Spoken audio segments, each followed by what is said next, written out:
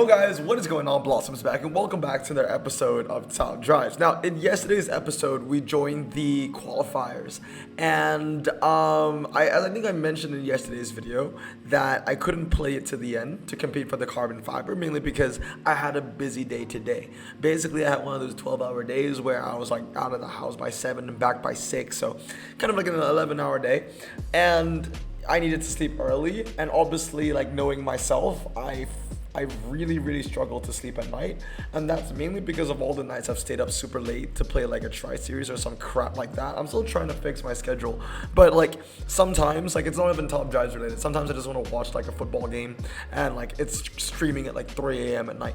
But I digress. I did not compete in the prelims. Basically, what you saw was yesterday's not prelims. I keep thinking it's a prelims, but yesterday's qualifier, right? And I think I did maybe 5 races after I recorded that, so it was enough to unlock the carbon tier, which I didn't even get because I didn't play for the last 4 hours or so, or last 3-4 hours, because I went to bed. Woke up, I got tier 3, and I got the ceramic pack. And if you don't know what I got from that ceramic pack, which was basically a 1 in 50,000 chance, you should go check it out. It's on my Instagram page, so at Blossom Charger on Instagram. It is the most recent post that is not pinned. Go check out what I got from that server. It was absolutely insane. One of the best packs that I've ever opened in terms of odds. But anyway, guys, that aside, let's talk about today's video, where it is also pack related, and that is indeed the Electric Excellence Carbon Fiber, where I'm going to be judging every car that you can get super rare and above non-prize cars from the Electric Excellence tag. So obviously that challenge is running kind of in the background right now, obviously with the tri-series coming up for the Janetta, and obviously other multiplayer events running along. We have this next special challenge, and these are all the required cars that you need for that challenge and cars that you can get from the pack. Now, let me tell you once again, as I always do for every pack review, for every special tag like this, I am judging these cars more in a general sense.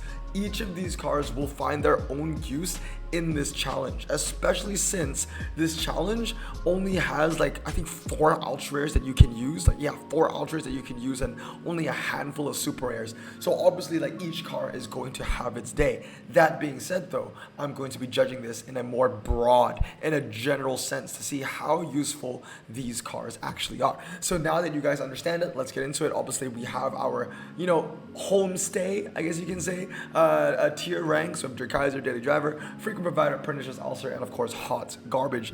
And we start off with the BMW i3S Frequent Provider. Now, if you guys don't remember, this used to be a Blossom choice car because back in the day it was rare. Back in the day it was RQ36 for the same exact stats. Nothing has changed since. You're getting an incredibly low 0 to 60, and you're getting medium ground clearance as well. So this was a very strong car. It was the best wet city streets, medium city streets, small rare back in the day, but now as a super rare, obviously it's not that useful anymore. Still a decent bargain, kinda, but definitely not that useful and not that key as it was when it was a rare. So changing the RQ, especially a rarity of a car, can really bring the value down. I don't think that the i3S is bad, but it definitely isn't what it used to be. Freaking Provider. Next up is the BMW i3X Premier Edition. It's a very good looking photo. It's a very good looking car, and I think the main thing about it is because this actually looks like an M3 40i. It doesn't look it doesn't look like a I say M3 X40i. I mean X3 M40i, because it doesn't look like an electric car. The only subtle changes would be the grille. Like, the grille isn't there anymore. It's kind of more like a solar panel looking grille, and that's why I like it. And I think that's why I kind of like the look of the iX3, because I don't know why, but electric cars, they look, without a better word of saying it or describing it, they look electric. You know what I mean? Like, you can tell from a design that, oh, that's an electric car, because there's no grill or anything like that, which I think is just really boring. So yeah, this just looking like a normal combustion engine car, I think is just really cool. That being said though, it's not actually that useful. And it's a low 0 to 60, but it does feel that really useless niche of rear wheel drive all surface tire, which you're not gonna see very useful. I'm not gonna say it's hot garbage, but it's definitely not good. I'm gonna put it in pernicious ulcer. Next up is the Cadillac ELR, and that is 100% Der Kaiser. You can nerf this thing as much as you want. It's still going to be one of the best cars in the game. What do I mean by nerf? Well, at one point it was RQ40 in medium ground clearance. Obviously, it's not medium ground clearance anymore. It's low. Actually, no, it was 45 in medium ground clearance. Then it went to 41, or was it 40 and low ground clearance? And now it's gone up to 43 with no more stat changes. So technically, going up in RQ is a nerf. That being said, though, this is the ELR we're talking about. You bring that thing up to 44, and I wouldn't bat an eye. This is ridiculous. It's a fantastic car, capable of beating many front-wheel drive center tire ultra rares.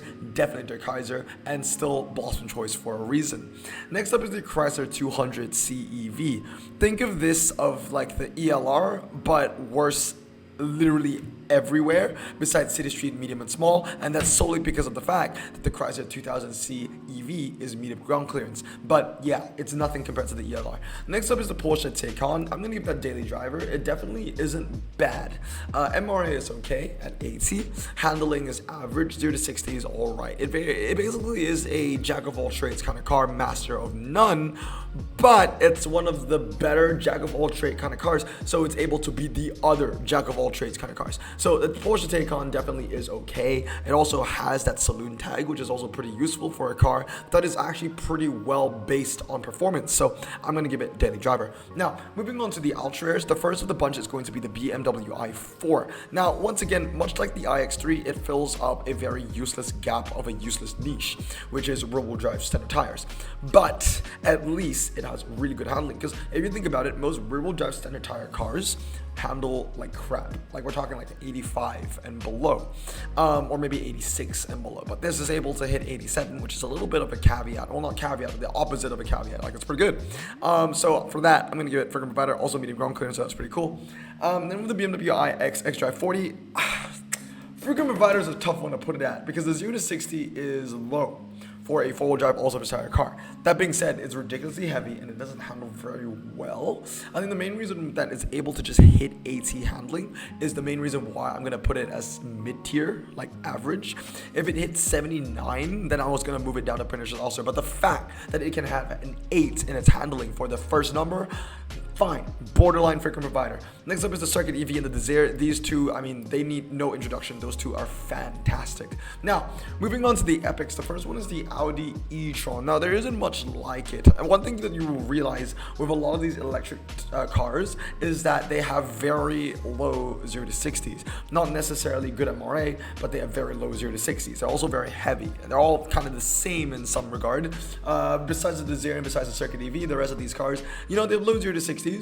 Compared to their competition in their RQ neighborhood, but they are also like above average, like in weight. You know what I mean?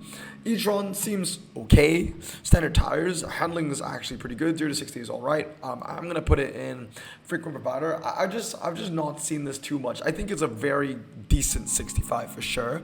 But in the grand scheme of things, you'd rather just make that space to use an I-Pace. You wanna? Yeah, I bit my tongue when I said that. When I said I-Pace, ow. But yeah, I-Pace is just a god, and definitely is Der Kaiser. It is the best standard tire car in the game, especially since the DS numero 9 got the slap.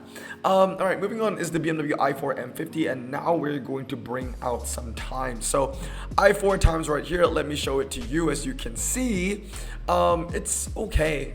It's a very strong car for city streets, medium and small. Beats cars like the Taycan, which I believe is also in this pack. It beats the Mitsubishi Evo, Peugeot E-Legend, Volvo, every car that you see here, so that's very impressive. It's also very strong on the hairpin road, twisty circuit, fast circuit rolling, and canyon tour. That being said though, the moment I bring in like, you know, a mainstay like a Blossom Choice Subaru Impreza and I go 223, as you can see, it is the better car almost everywhere. One thing to note though is that the BMW does retain the best status on city street small, as well as the fast circuit and the fast circuit rolling, as well as the canyon tour, just to name a few. So it is able to stand toe-to-toe, well, not really toe-to-toe, but I guess it is able to take some wins off the Impreza. I think the biggest, most important thing is that it's actually really good on the city street small, and that's attributed to its very low 0 to 60. So for that reason alone, I'm actually going to put it in a very high daily driver. I don't know why this is RQ81 in Top Drives clubs. Maybe this car is getting a buff or a nerf. I mean, I guess it's going up in RQ. Maybe, I don't know. Or maybe that's just a mistake. Moving on is the BMW iX M60. This car needs no introduction. Definitely Blossom choice. And Der Kaiser. It has a ridiculously low 0 to 60. It's so good. The BMW iX 50, X Drive 50, I'm going to put in daily driver. It actually is a very strong car, as you can see over here in this comparison. This is mainly a comparison for the Ford F-150 Lightning to see how good it actually is, because at 332 it is capable of hitting 3.34 0 to 60, but we need to remember the Lightning has 0 MRA, so this is literally just a 0 to 60 car. The moment it passes 60, it becomes really useless, and the only thing about this car keeping it from ultra rare is that ridiculously low 0 to 60, nothing else, because the top speed isn't really epic worthy, the weight is incredibly high, and the handling is atrocious. This isn't a car that I would ever go 323, because you're really only getting 78 handling or 77, whatever it is.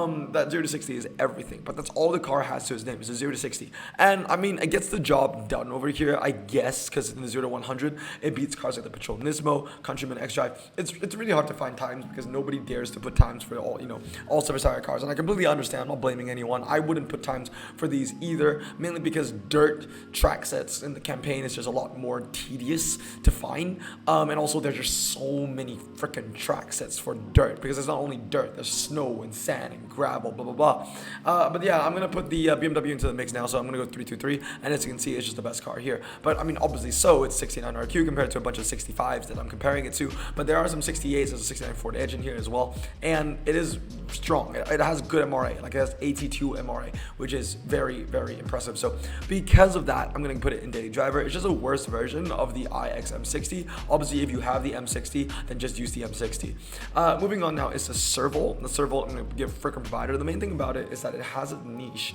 So once again, I'm gonna pull it out this time, and as you can see, the Serval concept, even though comparing to 79 RQ 4-wheel drive cars, it's still the best car for car park and G-force, and that's mainly because it's one of the few cars that's capable of hitting 99 handling. Nothing else over here can hit 99 handling. So because of that, it is somewhat impressive. I'm gonna put it in freaking provider. That being said, though, I don't use it often, but I feel like it definitely has its moments if you have it maxed out. Moving on is the F-150 Lightning, and like I said, I think it's gonna be pernicious ulcer. It's a one-trick pony on a track that you never see. That track being the 0 to 60. That's it. It has no MRA, it has no handling, it has no top speed. The only thing that it literally has is that 0 to 60. You take that away, the moment it hits 60, it becomes a very useless car. Moving on is the Ford Mustang Mach-E. Now, it's a brand new car. I don't know too much about it. It's only been in the game for about a month, maybe less than that. Handling looks okay. So let me go back to Top Drives Clubs and see what I can tell from here. Yeah, even Top Drives Club doesn't even have the MRA numbers of this, but the handling is okay. You max it out, it's 85 handling. The 0 to 60 is, relatively okay for an RQ70. It is very heavy though, 2,257 kilograms. So I'm gonna put it as a circuit provider for now. I don't know too much about it, but it looks all right. Next up are the two Maybachs. Now, these two Maybachs, in my opinion, ooh, this is a tough one. I'm going to put the Vision 6 and Pernicious Ulcer and the Vision 6 Cabriolet in hot garbage. The only thing that these two cars really have to their name is MRA, right? So kind of like the Ford Lightning only has 0 to 60, these two cars only have MRA. This is 88 and this is also 88. This one being worse than this, and I already think that the red one is already pretty bad. Yeah, it's another, it's another classic situation of, yeah, you got the MRA, you got no top speed though. You know what I mean? And at the end of the day, like if you want to drag a 4-wheel drive car, I just feel better if I was using like the Jaguar Type R all-wheel drive or even the Porsche Taycans. They're just better. The problem is, another thing about this is that it's mid RQ, right? It's a mid RQ epic. So, it's not high RQ epic, it's not low RQ. So I'm not going all out. If I go all out, I'm not going to use this. If I'm going to save RQ, I'm going to go as low as I possibly can in that rarity. I'm not going to use this either. So Yeah, it's a tough one. I'm gonna put that in hot garbage. Now, next up is the Peugeot E-Legend. I'm gonna put that in daily driver. It's pretty decent. It's got a very low 0 to 60 four-wheel drive, but the main thing about this thing is that it's medium ground clearance. So, because of that medium ground clearance, the fact that it's a coupe but also a four-seater at the same time, it fills out a lot of niches, and it ain't that bad. I'm gonna give it daily driver. Now, let's talk about all the Taycans. The best Taycan is a Taycan GTS, and once again, I'm gonna show you all the times over here once again. So here are all the Taycan times. Boop. And as you can see, the GTS is the best one over here. The worst one is the Taycan 4S Cross Turismo, which isn't really fair to compare because it's a medium ground clearance. Everything else I'm comparing it to is low. That being said, though, if I compare it to medium ground clearance cars, as you can see, it doesn't really stand out anywhere. Anyway, one RQ higher than the BMW i4, but the BMW i4 is still the better car. So Taycan isn't that good. That being said, though, these two 79 Porsches are all right. These two are very, very similar. The only difference is that the Taycan GTS is slightly lighter than the GTS Sport Turismo. So because of that, it does win, like in things like the hairpin, for example, by very, very minute margins, right? It is also very impressive compared to how it's able to beat the Porsche 911 Turbo, the Jaguar F-Type. Even though the Jaguar F-Type is a car known for way better like MRA, well, actually it doesn't even have the MRA numbers listed over here, but I think it's like 85, if I can double check. Yeah, 85.42 compared to the Taycan's 79, so better MRA, but obviously this is a lower 0 to 60, 3.0 compared to the Jaguar's 3.3, I believe, even though it's not listed over here. So yeah, it's a better car on most of the drags until you get to the long stuff.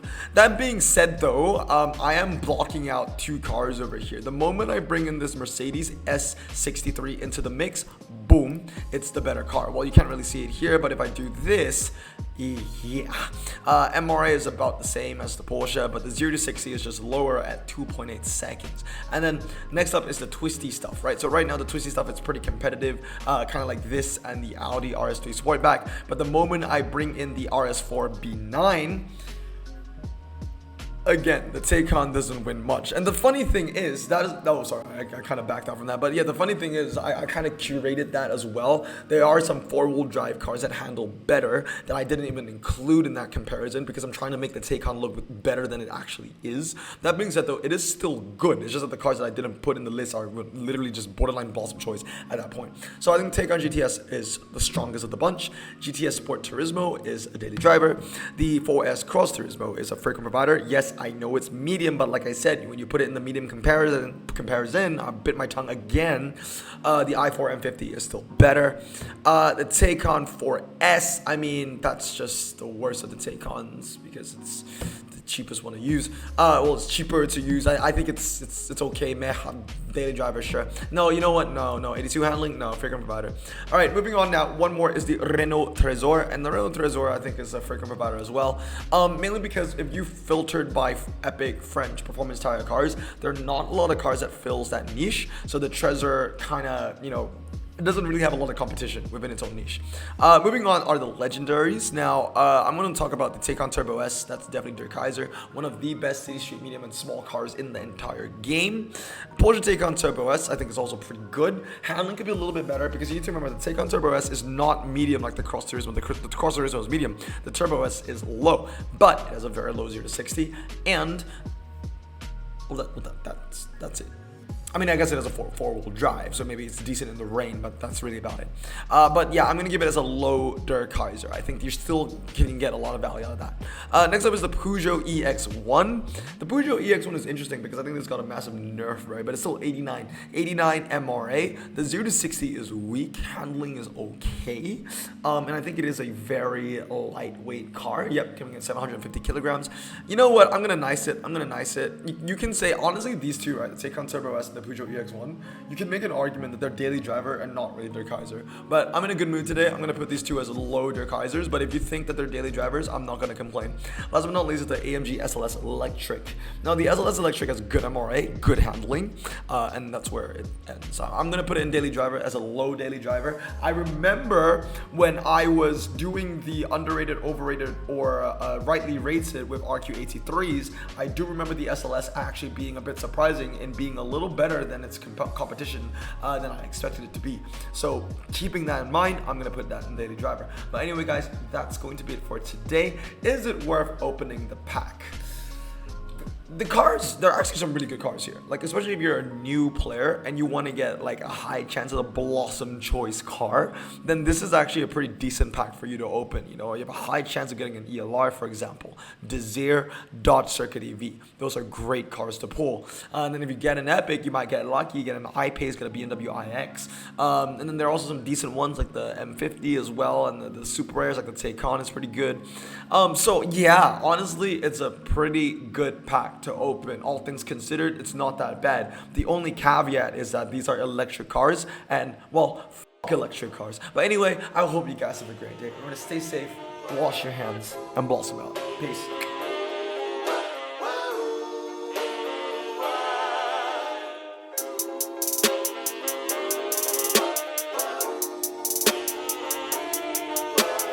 Bro, this song just makes me so happy.